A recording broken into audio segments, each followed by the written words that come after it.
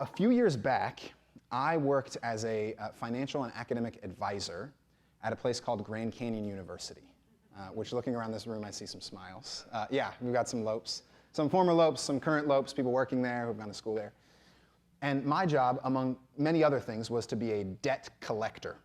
I was responsible for managing the financial records of undergraduate students at GCU. We called those records ledger cards. That was the fancy word for those records. And just to give you an idea of the scope, the scale that I was managing on a regular basis, my last semester there, I was responsible for collecting $5 million in revenue for the institution.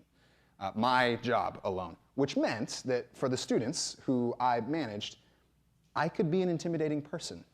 Because if they hadn't paid their bills, they knew that I was the one who would call, and they knew that I was the one who could, if I wanted to, kick them out of the school. And that created an interesting dynamic for me with some of my students. These are 18, 19, 20-year-olds who haven't ever thought about what it means to pay thousands of dollars for anything, let alone for school. And because of that, there were two general responses that I saw from students who needed to pay their bills still at GCU. And I've categorized these two general responses as if they're characters in movies, which shouldn't surprise anyone. So, movie references, I love them. The first type of student who would walk in was a horror movie student. The student would walk into the lobby and they'd be eyes wide open and their hand would be shaking as they signed into the front desk. And they'd sit down in the lobby and their eyes would be unblinking the whole time. And then I'd call their name from the hallway and they'd, like they just saw a ghost, right? Like terrified. They'd walk over, they'd shake my hand and their hand would be sweaty, kind of clammy, super awkward. We walk back to my office and eventually I tell them, hey, you've got this amount to pay for these things. I detail all that stuff and I'm as gracious as I can be. And usually they'd get their phone and they're shaking like, I need to call my mom to see what's, like, just as if they're in the middle of a horror movie. And that was because they knew that they hadn't paid their bills. They came in knowing beforehand, I know that I owe money and I know that this person could kick me out if he wanted to. But there was a second type of person who owed money at GCU. And this person, I would say, acted more like they were in a musical. So they would hop into the office and be happy. They'd sign their name down and sit down on the chair. I'd come in and then they'd hop, skip, and jump over to me and shake my hand, walk back to the office. Everything's great and cheery. And then we get to the money. And they realize, oh, I haven't paid my bills, right? I informed them that they owe a certain amount for whatever the thing was. And these students immediately become defensive because they believed that they had paid their bills. That's why they were so happy to see me. They thought everything was squared away, and it turns out it wasn't. And these students would argue with me. The one who's like, this is my job. They'd be like, no, you have it wrong. Your records must be off, right? You haven't done the count right. Let's run it back. I know I have this, all these excuses they'd have, right? And these were the general responses of multiple students that I dealt with at GCU. And what's fascinating is that both of these responses, the horror movie student and the musical student, they're rooted in their own actions, in their own abilities. For the first one, they were consumed either with, well, the ability that they, or the lack of ability they had to pay for school, that they hadn't paid yet. And the second student, they were consumed with the fact that they had already paid school and hadn't. It was always focused on themselves. Their ability and what they had done determined how they approached me as their advisor. And I think oftentimes, we as humans tend to approach God similarly. We tend to approach God thinking about all of the things that we've done for God. We tend to approach God thinking, have I done the right things and does that make me worthy of approaching him or not? And because of that, we actually develop our own spiritual ledger cards, either subconsciously or consciously. We determine how we approach God based on the good or bad that we've done. It looks often something like this. I'm a teacher at GCU, so a whiteboard is just a natural thing for me. So this is functionally what our ledger cards often look like before God. I know this can be tough to see for some of you. I'll turn it or you can get a picture in a sec. We put our good actions in one column, right? So we say, I don't know, I opened the door for someone and let them into the room. That's a nice thing to do. I changed my profile picture on Facebook so that I support a certain cause, right? I don't complain too much about the heat in Phoenix, right? All good actions. We're building up our ledger card. But there's also bad actions that exist. And these bad actions, we don't like to talk about them, but we know they kind of exist, right? We cut people off in traffic, maybe. Or, I don't know, we use the word literally when we really mean figuratively. That's like a brutal one we do all the time. Bad actions. Yeah, one of the worst ones. I don't know, we dabble in genocide or something like that. Just excessive, terrible human evil, right? And then, underneath all of this, we have a cosmic accountant that we often call God. And God sits below our good actions and our bad actions, and he decides, well, let's do the math, right? We've got 7 versus 9. Looks like this person is bad, right?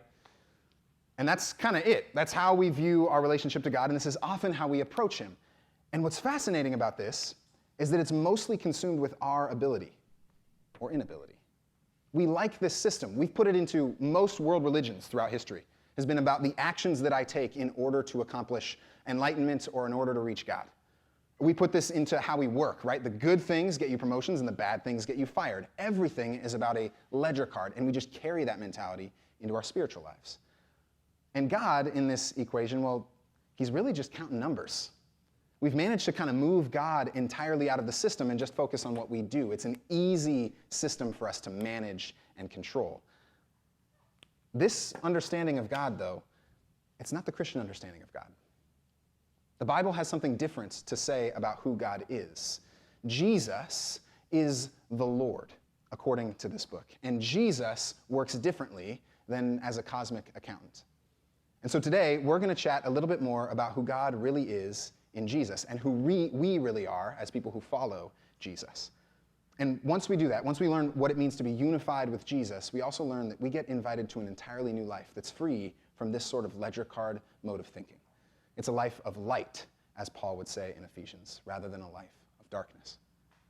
If you have a Bible, turn in it with me to Ephesians chapter 5. We're going to be preaching from verses 8 through 14 today, if you'd like to follow along. Ephesians is the back of your Bible if you're flipping there. We're also going to have it up on the screen if you'd like to follow along there if you don't have a Bible with you.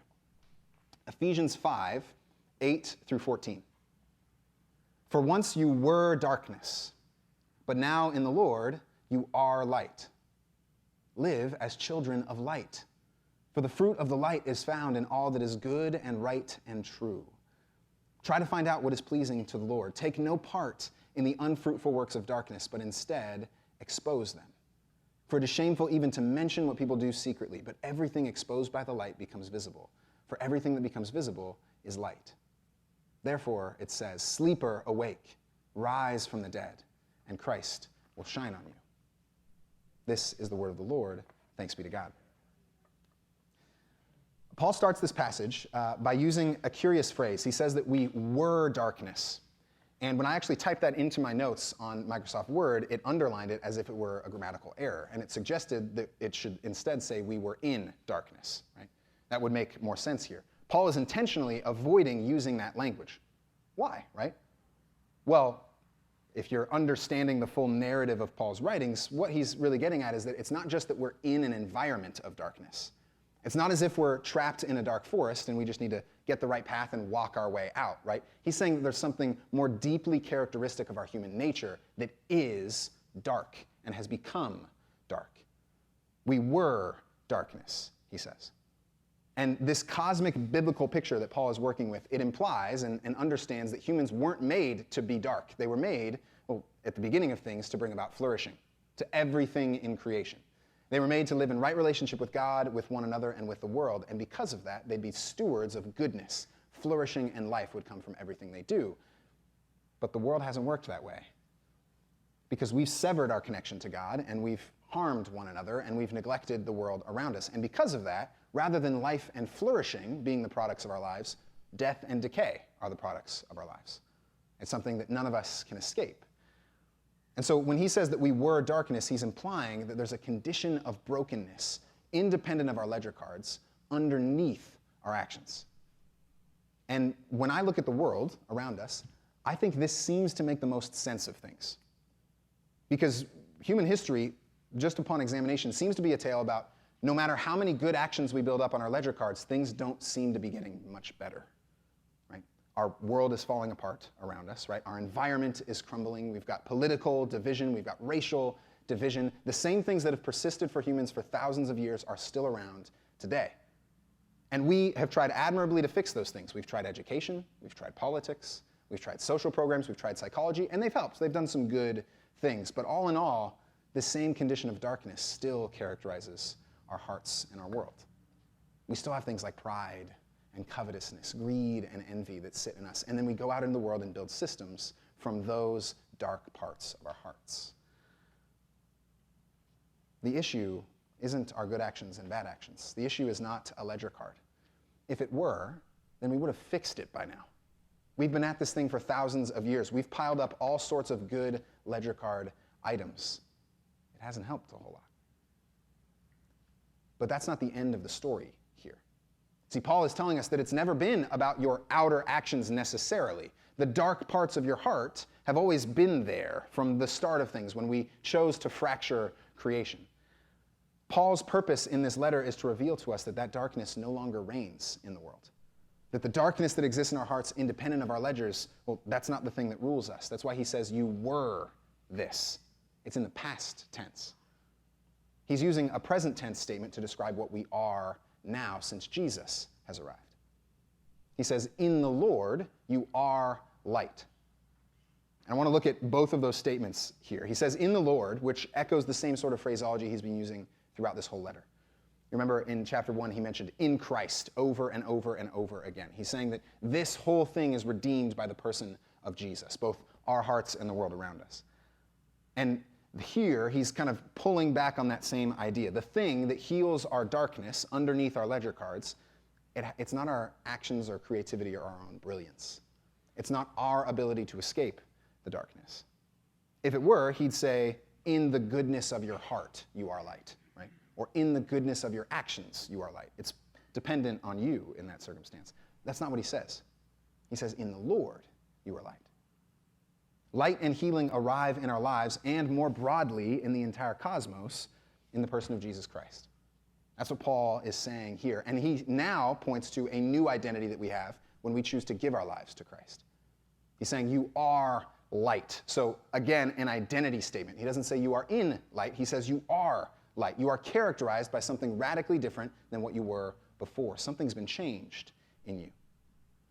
The ledger card has been cast aside. And we're defined purely by what Jesus says about us. This system has been broken. And that's why Christians call this good news. Because human history, this tale of feverishly acting to try to fix all of the brokenness in our lives, we don't have to live that way anymore. The brokenness has been fixed deep within us by the person of Jesus. We've become light. And God looks at every person in this room and says, you're a son. You're a daughter. I love you, beloved. You don't have to worry about your ledger card in the same way anymore.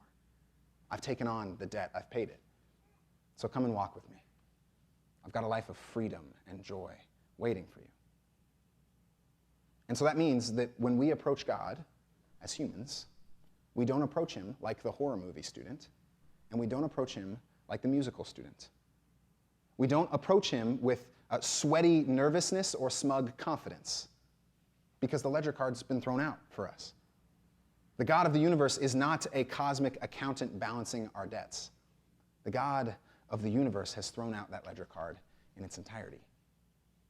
There's a theologian named A.W. Tozer who talks about this reality, and I really liked how he put it in his book, The Root of the Righteous. He said this: we please him most, God most, not by frantically trying to make ourselves good, but by throwing ourselves into his arms with all our imperfections and believing that he understands everything and loves us still. And since this gospel message isn't based on anything we've done or failed to do, that means it's available to anyone and everyone in the world. There's nothing that anyone in this room has done to warrant the ability to approach God rightly. None of your actions have done it. It's purely been the action of Christ. And that means that any person outside this room, no matter what they've done, no matter what they're currently doing, is free to approach God, is free to receive the love and grace of Jesus by repenting and turning to him. In fact, the only way that someone continues in the darkness is if they keep trying to maintain their ledger card. That's the only way that you don't receive the light of Jesus, is by saying, I have figured it out. I know the things that make me good, and I'm a good person, and look at my actions to prove it, right? Or I know what's really good in the world. I know how to pursue goodness.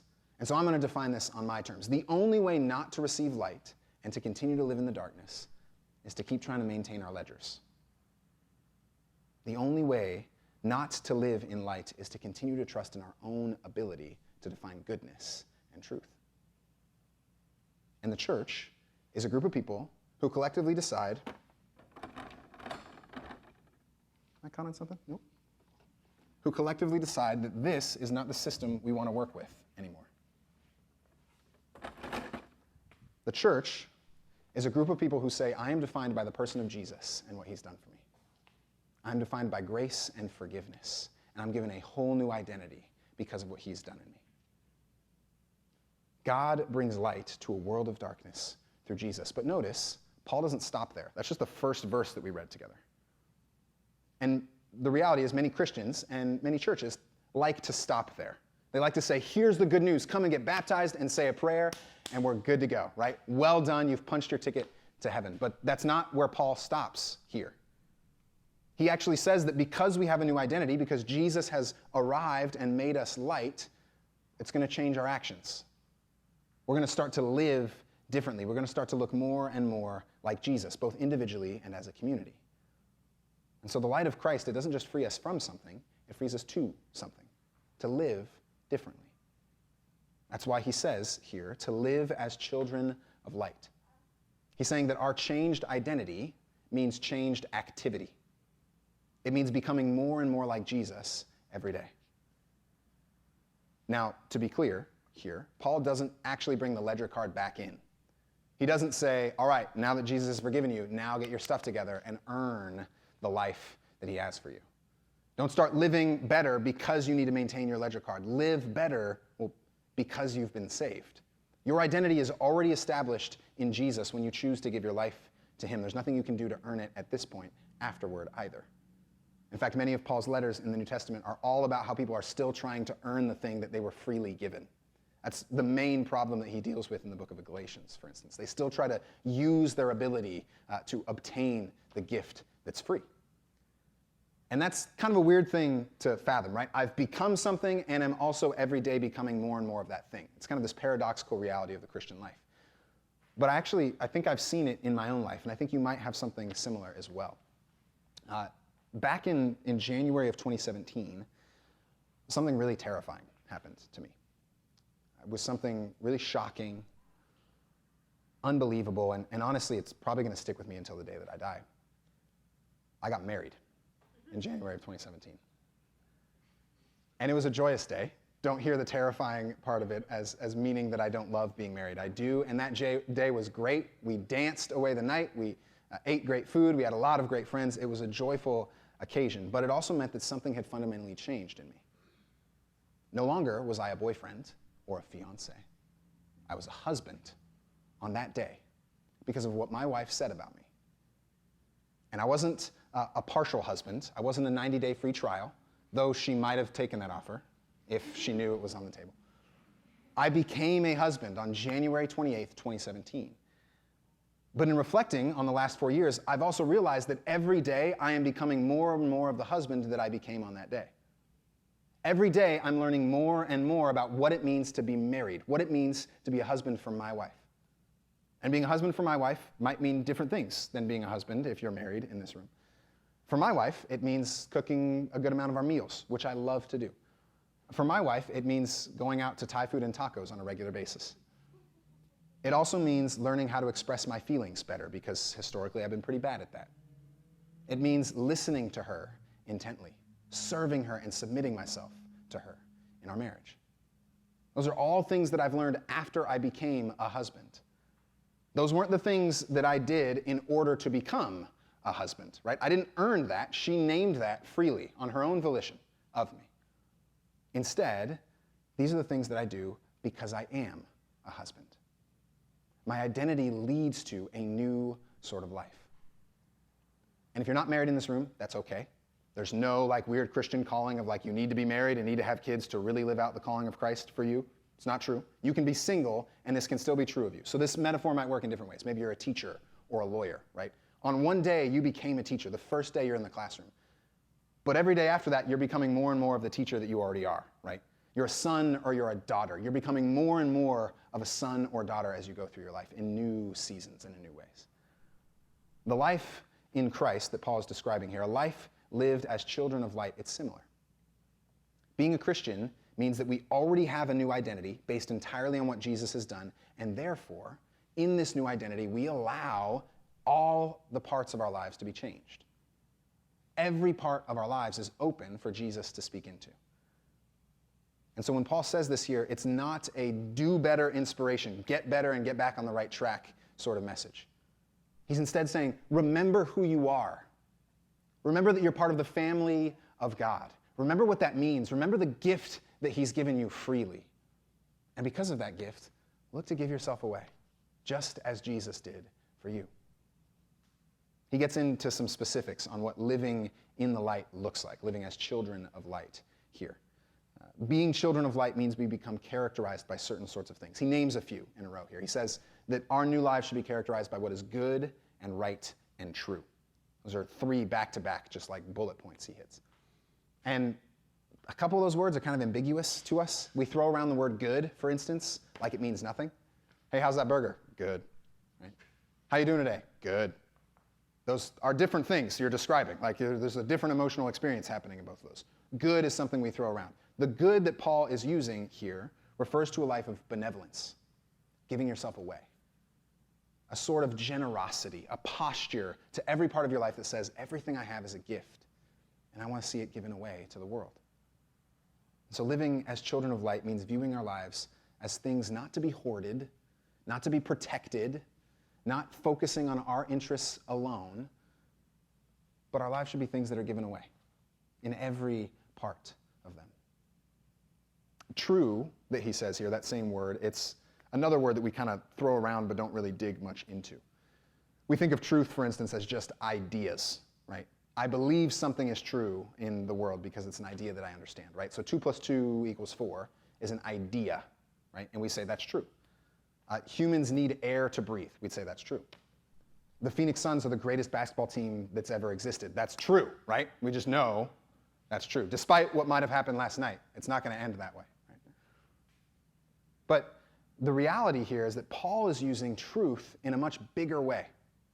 Truth is not just an idea ascribed to. It's actually a change in our lives.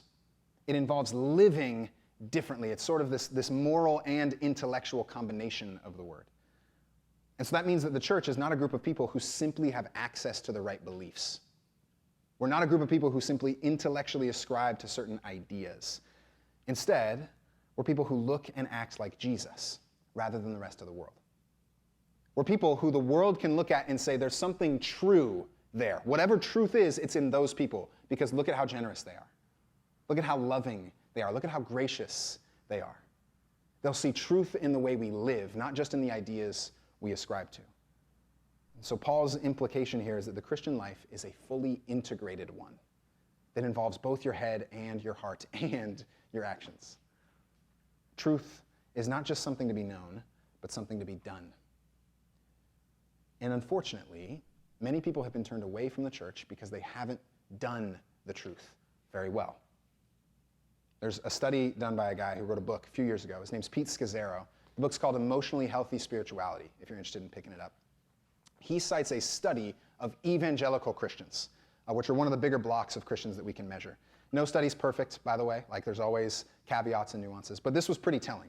In studying evangelical Christians, he found that statistically, they're just as likely to divorce their spouses as their non-Christian neighbors. They're also just as likely to abuse their spouses as their non-Christian neighbors. They're also just as likely to exhibit racist tendencies towards their neighbors, and sometimes even more likely. And their giving patterns are just as materialistic as the world around them.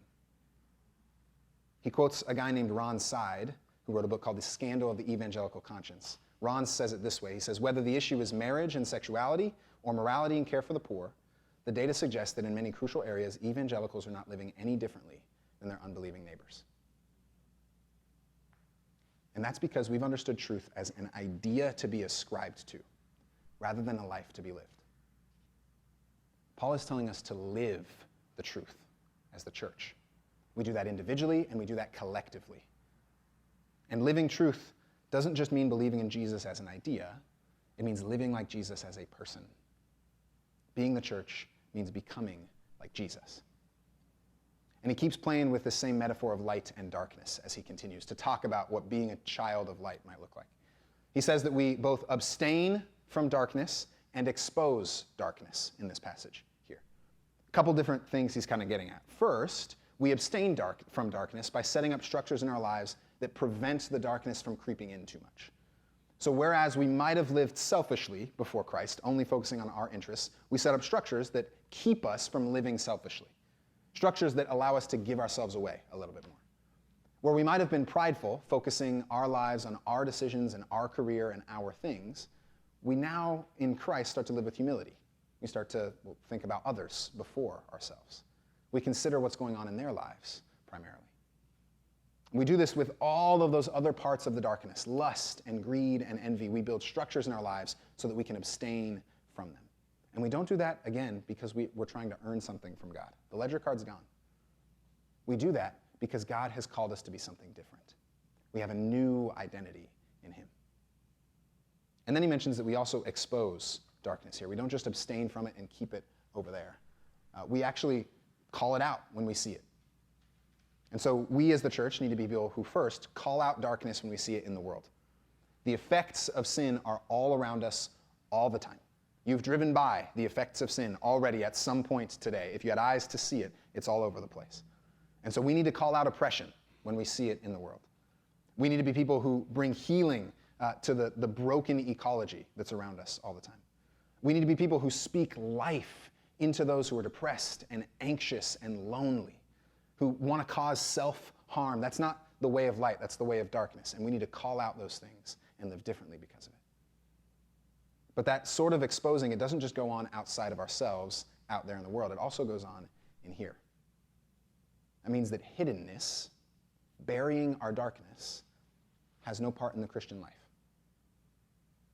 In fact, hiding our darkness is actually a product of the old ledger card way of living.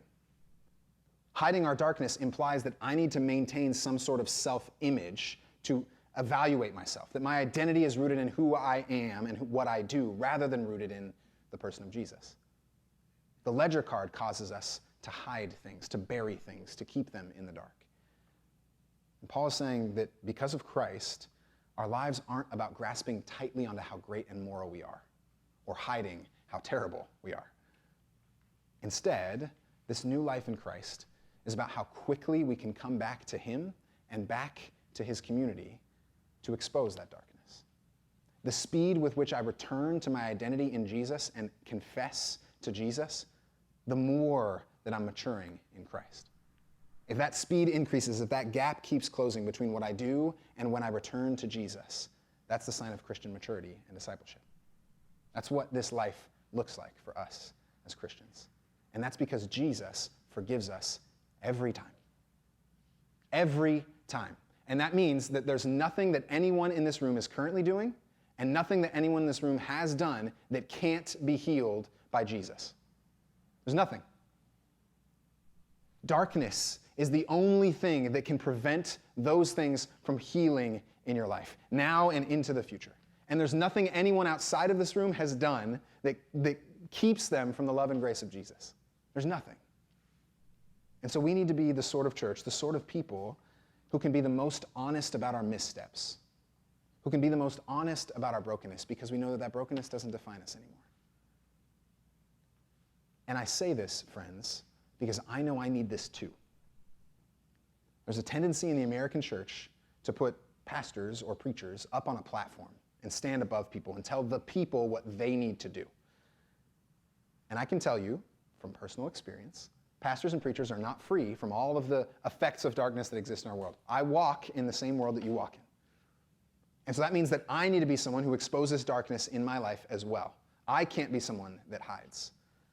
And so I've set up systems. I meet with a buddy of mine every 2 weeks, and we ask each other really hard and pointed questions. Questions that are intimidating, where you have to look somebody in the eye and either lie or admit the darkness that's in you, right? That's the sort of thing. And then the last question we ask each other is, have you been honest with me? We double down, right? Just to remind each other, hey, this is important. Living a life in the light is what this is about. That's what the whole point of being human is, to live in the light of Christ. And so I need to build these things in too. Don't hear me preaching up here down to you all. I have to do the same thing myself. And when we do this together, when we abstain from and expose the darkness in the world around us, it gets healed. There's a reason the metaphor makes a lot of sense here. Light and darkness can't exist at the same time. You bring light into a room and the darkness ceases to be there, which means that if we bring things like pride and lust and envy and greed and the long list of things that we struggle with, if we bring those things into the light, they can get healed. There's never been a vaccine for a disease that we didn't know existed. We couldn't make a vaccine for something we didn't see, right? There's never been sin healed before it was addressed and exposed, right? We need to address it and expose it and then see that healed in our lives. And so we need to be a church that exposes darkness and that embodies the grace of Christ when it gets exposed, that doesn't condemn, that doesn't throw away, but that welcomes into the love and grace that Jesus has for us.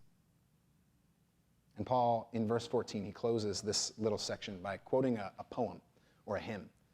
He says, "Sleeper, awake, rise from the dead," right? Christ's light will shine on you. And he's quoting what most scholars think is an early Christian baptism hymn or song. It was something that was sung or stated when people got baptized. And it's reminding us here that this isn't just a purely hypothetical idea, that something has actually happened, that we have died and that we live again. That's actually what baptism symbolizes. We go down into the water, and our previous life of ledger card maintenance, our previous life of darkness, no longer defines us. We come up out of the water as new people in Christ, people defined by his goodness and righteousness. And so that means that Christianity is not a new moral code we live by. You don't ascribe to it because you like the morality necessarily. I think the morality is pretty great, and I think it works, but that's not the reason you ascribe to it. It's not a fun social club that does nice things. We do nice things from time to time, and there's some social things going on at the church, but that's not what the church is defined by. The church is a group of people who were once dead, mired in our inability to obtain the light that we've been longing for, mired in our own darkness. And we're people who are now alive because we've given ourselves to Christ, because he has made us new sorts of creatures. We've gone down into death, and we've arisen in life because of what Jesus has done. And here's the reality, you guys. I can stand up here and talk all day. I can wax poetic, or really not very poetic, and stumble over my words for hours. I can communicate ideas to you. It's great to do this every week. That's fine.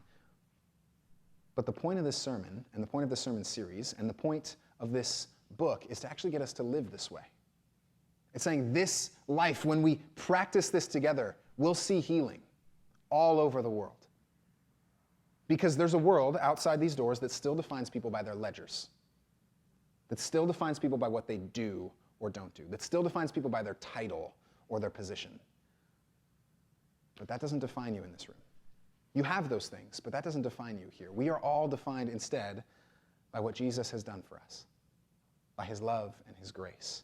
And that means everyone is welcome here, away from the hustle of trying to prove themselves in the world. We've got a world outside this door that's characterized by consuming and possessing and gaining.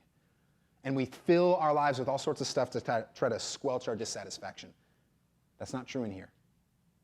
Instead, we're people who are defined by generosity because we know that Christ has given us everything.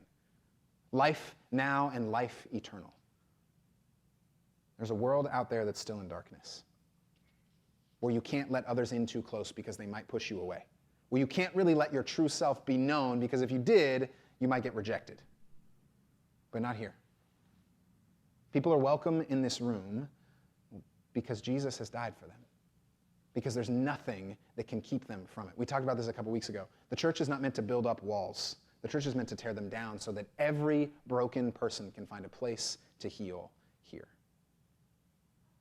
And that starts here in our own hearts, and that continues into our day-to-day lives every week. And so let's allow the light of Jesus to illuminate the dark parts of our hearts and shine into the cavernous reaches of our world. Because when we do that together, things start to change. Person by person, community group by community group, service event by service event, things start to change in us. Together, we start to see the light heal the darkness. And Christ made it quite clear, Paul makes it quite clear that when we do this, it's going to be lit. Friends, would you pray with me?